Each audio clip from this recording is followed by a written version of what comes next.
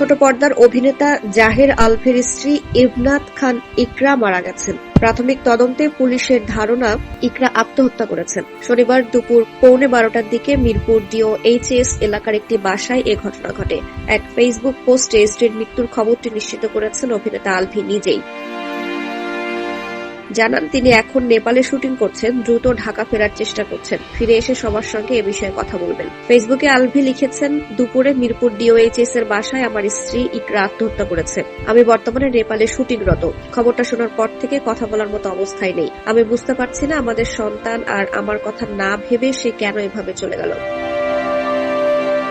আলভি আরো লিখেছেন, শুভাকাঙ্ক্ষী ও সাংবাদিক ভাইদের অনুরোধ করছে আমাকে একটু সময় দিন। আমি দ্রুত ঢাকা ফেরার চেষ্টা করছি, ফিরে সবার সঙ্গে কথা বলবো। ততক্ষণ পর্যন্ত এই শোকের মুহূর্তে আমাকে এবং আমার পরিবারকে একটু মানসিক স্বস্তি দিন। আমাদের সন্তানের ভবিষ্যতের কথা ভেবে হলেও দয়া করে কোনো বিভ্রান্তিকর তথ্য ছড়াবেন না। সবাই ইকরার জন্য দোয়া করবেন। এদিকে দুপুরে খবরটি নিশ্চিত করে পল্লবী থানার ভারপ্রাপ্ত কর্মকর্তা।